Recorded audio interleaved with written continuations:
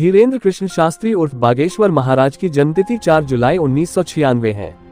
छतरपुर जिले के गड़ा गांव उनका पैतृक स्थान है, जहां से इनके जीवन की शुरुआत होती है। इनके परिवार की आर्थिक स्थिति बेहद दयनीय रही।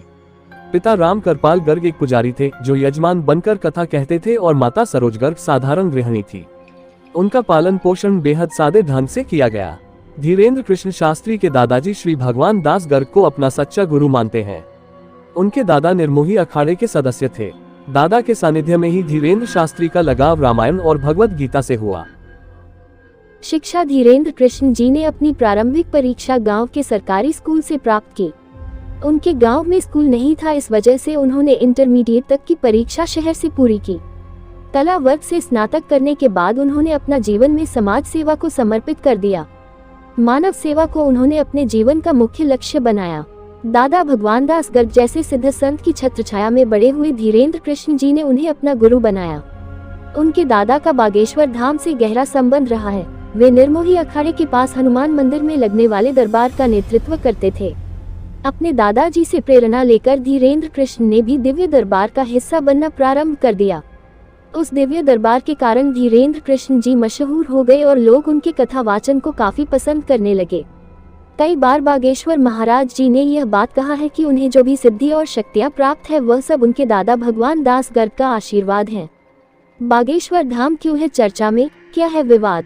नागपुर की अंधश्रद्धा निर्मूलन समिति अंधविश्वास के खिलाफ कैंपेन करने वाली एक संगठन समूह है। इन्होंने बागेश्वर महाराज पर अंधविश्वास फैलाने का इल्जाम लगाया था। कहा कि बागेश्वर महाराज को जब अपना चमत्कार दिखाने के लिए चुनौती दी गई तब कथा बीच में छोड़कर ही कहीं भाग गए।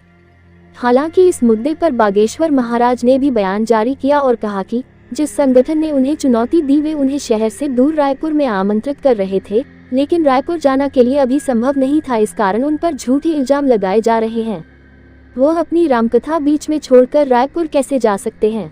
चमत्कारी है बाबा बागेश्वर। धीरेन्द्र कृष्ण शास्त्री उर्फ बागेश्वर महाराज का दावा है कि वे भक्तों की सारी विनतियों को सुनकर हनुमान जी के पास पहुंचाते हैं। लोगों का मानना है कि बाबा बागेश्वर भूत प्रेत भी भगाते हैं। भक्त सिर्फ पर्ची पर अपना नाम लिखकर बाबा बागेश्वर तक पहुंच जाते हैं और वह नाम पढ़कर बिना बोले उनकी सारी समस्या बता देते हैं। बागेश्वर धाम में अर्जी लगाने के तरीके: जो श्रद्धालु बागेश्वर धाम पहुंचना चाहते हैं उन्हें सबसे पहले बाबा के दरबार में रजिस्ट्रेशन करवाना होता है। रजिस्ट्रेशन कराने के बाद उन्हें एक टोकन दिया जाता है। रजिस्ट्रेशन के दौरान श्रद्धालुओं से उनका मोबाइल नंबर और नाम पता इत्यादि लिया जाता है। फरियादी बालाजी अर्थात हनुमान जी व महादेव शिव को अर्जी लगाते हैं।